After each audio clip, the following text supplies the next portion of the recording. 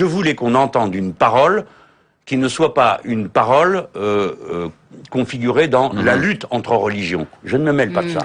L'État est laïque, il doit être séparé des religions. Mais après, les gens s'habillent comme ils veulent. Mais on a le droit de dire qu'on n'est pas d'accord. Mais il y a une centaine de Molenbeek en France.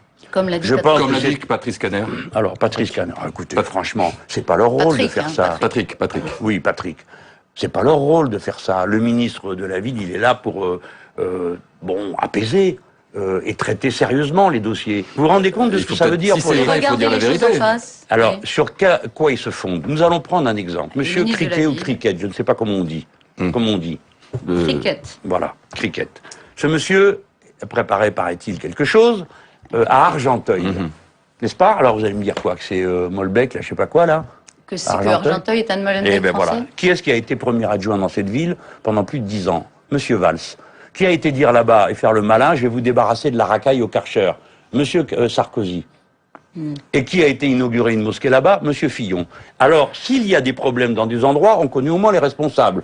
Sur lequel, encore une fois, grandissent c'est bien possible. Alors, ils doivent des terroristes potentiels. Oui, potentiels. Ils n'ont pas raison de regarder les choses en face. Oui. Vous êtes content, ça y est?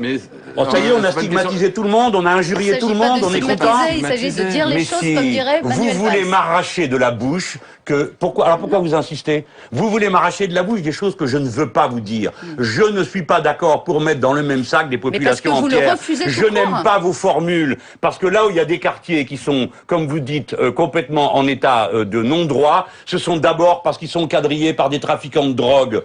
D'accord? Et que ceux-là se foutent un foulard sur la tête ne change rien à ce qu'ils sont, c'est-à-dire des criminels et des trafiquants de drogue. Vous avez trouvé avec... Alors qu'est-ce qu'on fait? Alors donnez-nous maintenant qu'est-ce qu'on fait concrètement et tout de suite et en quelques mesures et 2 secondes. Je connais le numéro. Laissez-moi terminer. Laissez-moi terminer. Je parle et vous entendrez, ça sera la seule fois. Vous serez pas fatigué. Les autres vous écoute depuis 12h30. Voilà. Non mais ça arrive de temps à autre que quelqu'un ne soit pas d'accord.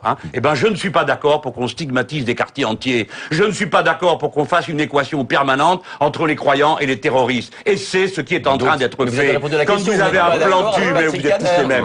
Vous êtes tous les mêmes. Quand vous avez un plan-tu à la une de Libé, qui met, du Monde, qui met une femme voilée et l'instant d'après, elle a une ceinture de grenade, moi qui déteste l'idée que les femmes se voilent, eh bien, je ne suis pas d'accord pour qu'on fasse des assimilations Julien Drey comme ça. était peu ou prou d'accord avec vous la semaine dernière au même endroit. Il a proposé, lui, comme solution, la dépénalisation du cannabis, disant que c'était une façon de casser les trafics. Qu'est-ce que ça a à voir avec l'islam? Qui était à l'origine. Vraiment, vous leur mettez tout dans le même sac. Vous venez de dire, c'est pas l'islam, c'est la drogue.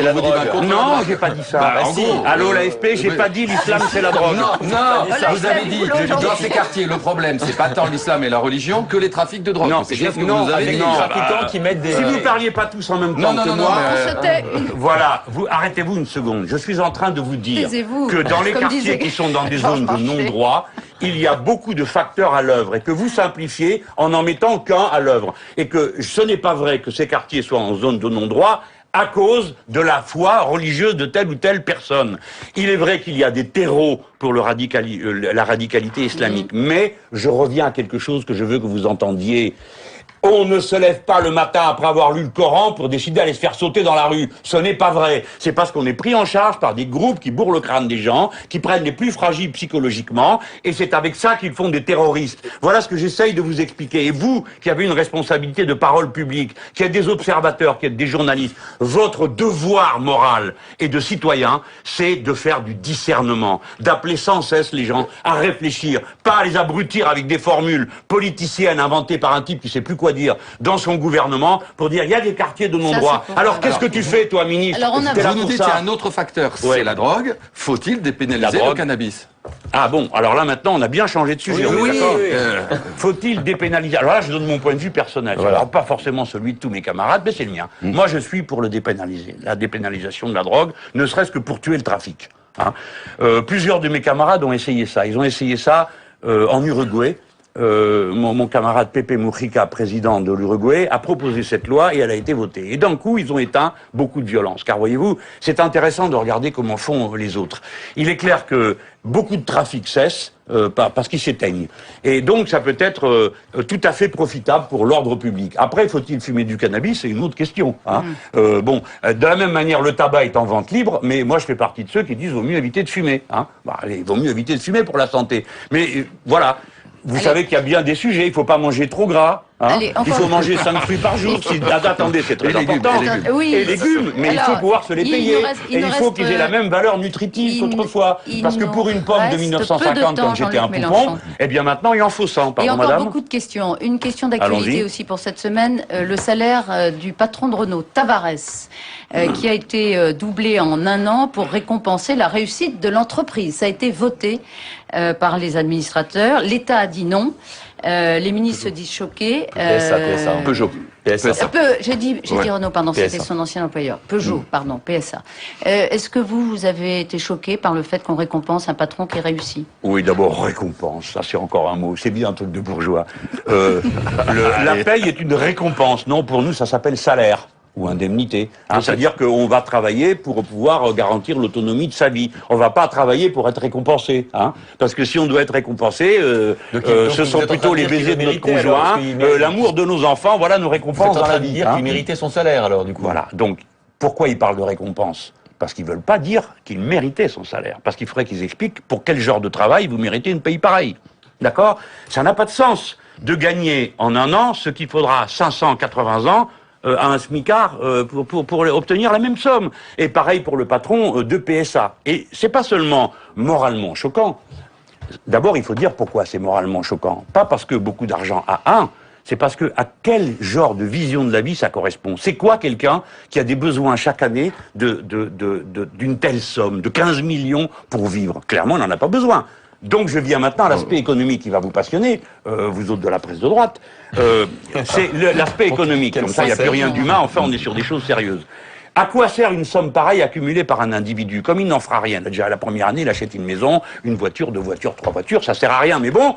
Mais après, toute la vie, une somme pareille, 10 ans, 20 ans, hein, à quoi ça sert? Eh bien, il va le placer. Il va le placer où? Il va le mettre dans la sphère financière. Parce que tous ces gens et les banques placent dans la sphère financière, il n'y a rien qui vient dans l'économie réelle. Donc ce type est un double parasite. À un moment, il finit bien dans les entreprises. Il reste pas dans une banque tout enfermé. Mais il n'y a que vous qui croyez ça, jeune homme. Non, ça s'appelle un fonds de pension, ça s'appelle de la spéculation. Ils investissent dans les entreprises, ils prennent des parts de capital des entreprises. Monsieur, vous êtes un défi à la réalité économique et je vous félicite. Merci. Si vous, au Figaro, vous arrivez à la conclusion que le capital circulant trouve à s'investir aujourd'hui dans l'économie réelle, je vous félicite et je vous dis bravo. Ce n'est malheureusement pas vrai. Par exemple, la Banque Centrale Européenne a mis 1000 milliards dans le commerce. Non, monsieur, c'est la même chose. 1000 milliards dans les banques privées. Et les banques privées n'en ont pas mis un rond dans l'économie pratique. Allez demander à n'importe quel petit patron d'une petite entreprise si la banque lui prête. Demandez à quelqu'un si chaque fois que vous voulez acheter un logement, aussitôt la banque vous dit « Ah, quelle bonne idée, ça va faire tourner l'économie ». Non. Par conséquent, monsieur, vous venez de dire quelque chose qui correspond à vos convictions, mais pas aux faits. Les faits, c'est que tous ceux qui mettent leur argent dans la sphère financière nuisent à tout le monde. Donc, monsieur Tavares et l'autre sont 2 fois des parasites. Une première fois parce qu'ils prennent un argent qui normalement devrait aller dans la paye des ouvriers, et une deuxième fois parce qu'ils vont le mettre à un endroit qui ne sert rien à personne. Alors, les ministres juste se disent choqués. Mais l'État... Qui ça qui est choqué? Les ministres. Ah, très bien. Pour une fois. Mais alors, ils ne peuvent ça rien... les choque pas d'envoyer des gens galérer dans leur usine avec la loi El Khomri, mais alors ça les choque, il y en a qui ont beaucoup d'argent. Il faut changer les règles, il faut que l'État, quand il investit ou quand il aide une entreprise, ce qui a été le cas... voyons, déjà, Madame Artichaut va déjà commencer par dire une chose, on a eu le même débat ici même il y a 2 ans. Et à l'époque, on me disait, mais c'est à eux de s'auto-réguler, avec un code d'éthique. Et je sais plus comment s'appelait le patron des patrons à l'époque, c'est peut-être déjà Gattaz, l'homme à la Sébile. Alors, eh bien, non, je voudrais finir, s'il vous plaît. Il faut une règle. Donc déjà, vous oubliez votre histoire d'autorégulation. Il faut une règle. Et pas seulement là où est l'État. Je propose qu'il n'y ait pas dans ce pays d'écart de salaire plus grand que de 1 à 20. Si celui qui est en haut s'augmente, il augmente tous les autres. Et jusqu'en bas de l'échelle. Et quand je dis 1 à 20, dépêchez-vous de voter pour moi parce que je suis un modéré. Il pourrait vous en arriver un autre qui vous impose de 1 à 7, comme dans l'économie sociale et solidaire. Et finalement, je me demande si c'est pas ça que je vais mettre dans le programme. Très rapidement, l'autorégulation de la politique. Est-ce que vous ferez l'avocat de Xavier Bertrand qui, lui, s'est augmenté de 4 000 € brut parce qu'il a une nouvelle fonction qui est président d'agglomération et qui s'est justifié en fin de semaine? Ou est-ce que vous comprenez ou est-ce que vous condamnez? Écoutez, j'ai rien compris, je m'en fous. Bon, alors on va parler aussi des indemnités de Monsieur Xavier Bertrand. Vous croyez que c'est le sujet Alors non, c'est pas bien. Allez, affaire suivante. Non, mais ça pourrait... Bon, très bien, bon, c'est pas bien. Voilà la réponse. Aujourd'hui, Jean-Luc Mélenchon. Les institutions, monsieur Jacques Lubizin, qu'est-ce que vous défendre? Vous auriez pu dire, bah oui, il est président d'Aglo, il a le droit à une rémunération. Non. Il faut tout changer. Et pour ça, il faut faire une assemblée constituante qui change les règles. Il faut plus qu'il y ait de cumul. Il faut plus que des gens soient à ce point tout puissants qu'ils puissent décider comme ça. Au détour d'un parfaitement. Alors c'est une réponse, mais l'entrée c'est pas Monsieur Schmoll ou Monsieur Truc, c'est la règle générale. Il faut pas. Si on part d'un cas particulier, moi je veux bien, mais c'est vous après qui faites des affaires personnelles. Moi j'essaye de détendre en donnant des règles générales. De 1 à 20, ça vise personne, ou de 1 à 7. Quand je dis il faut faire une constituante et il faut en finir avec le cumul des mandats, je ne vise pas des personnes. J'essaye de faire en sorte que les gens se disent, tiens, ce type dit des choses de bon sens, je vais voter pour lui. Vous l'avez dit tout à l'heure à propos de la France Insoumise, on va venir à votre candidature, il faut du renouveau. Vous dites là, il faut tout changer. Vous, Jean-Luc Mélenchon, en quoi est-ce que vous incarnez le renouveau? Vous aviez dit il y a quelques années qu'ils dégagent tous. Non, qu'ils s'en aillent tous. J'aurais dû dire dégager, j'aurais fait une meilleure carrière. Et ils reviennent tous, et Jean-Luc Mélenchon, ils reviennent tous, y compris vous. Oui, et vous aussi d'ailleurs, j'ai remarqué. Nous, on n'a pas dit qu'ils s'en aillent tous. Allez-y. Non, mais attendez, ce point est extrêmement important. Non, mais pourquoi vous représentez-vous Alors, il y a des raisons qui sont politiques, dont on va peut-être finir par parler à un moment ou à un autre, mais puisque vous êtes sur le sujet du renouveau, mes amis, attendez-vous à prendre le retour de volée, hein. Puisque nous revoici, peut-être qu'il faudrait changer le regard sur nous. Donc pourquoi vous partiriez pas, vous? Ce qui nous intéresse, c'est vous, Jean-Luc Mélenchon. On vous a assez vu, vous êtes là depuis longtemps.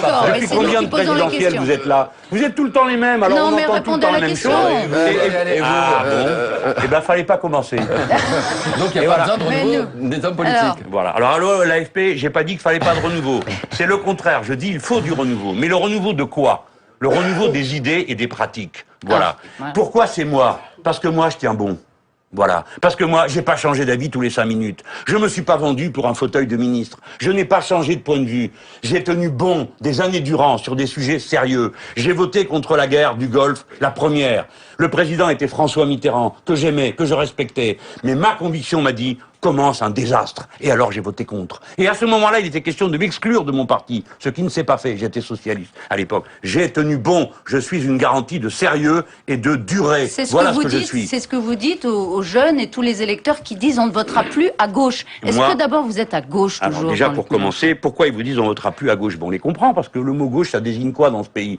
Nous, on croyait avant, c'était... Eh bien, ça désigne François Hollande. Ben, les gens, ils veulent plus voter François Hollande et ils disent, on veut plus voter à gauche. Moi, ça me crève le cœur. Je suis un homme de gauche. J'ai passé ma vie dans les combats de gauche. Pour moi, la gauche, c'est la justice, c'est l'égalité, c'est la fraternité. Tout ça a été foulé aux pieds. Votre candidature, c'est une candidature de gauche ou non, c'est pas... Moi, je suis un homme de gauche. Mais ma candidature, elle s'adresse à tout le monde. Je ne demande à personne sa carte de parti. Je ne demande à personne sa carte de parti. Vous êtes au-dessus des partis? Vous êtes hors parti? C'est à vous de me situer. Peut-être que je suis dans les nuages ou sur la mer, c'est comme vous voulez. Je suis pour la 6e République, voilà ce que je suis. Pour une constituante élue pour ça. Je suis pour la planification écologique. Mettez ça à droite ou à gauche, c'est votre affaire, c'est pas la mienne. Je suis pour le partage des richesses. Mettez ça à droite ou à gauche, c'est pas mon affaire, c'est la vôtre. Je suis pour, et je pourrais continuer comme ça, je suis pour que la France redevienne indépendante. Je suis pour que nous soyons une nation universaliste et pas une nation occidentale. Je suis pour qu'on sorte des traités européens. Mettez ça à droite ou à gauche, il y a des tas de gens qui sont de mon avis et qui ont voté à droite jusque-là et qui cette fois-ci vont voter pour moi. Et vous avez des gens de gauche qui diront moi je suis pas d'accord avec Mélenchon, la planification j'ai peur, l'Europe c'est très bien. Vous avez des gens de gauche. Donc pourquoi je vais me référer à ça moi? Pourquoi je vais perdre mon temps à vous expliquer, Madame Martichoux, alors celui-là il est vraiment à gauche, celui-là il y est pas. Écoutez, moi je suis la France insoumise, je marche avec ceux qui sont insoumis, regardez le programme, si ça vous convient, vous occupez pas de votre carte de départ et votre vote la dernière fois.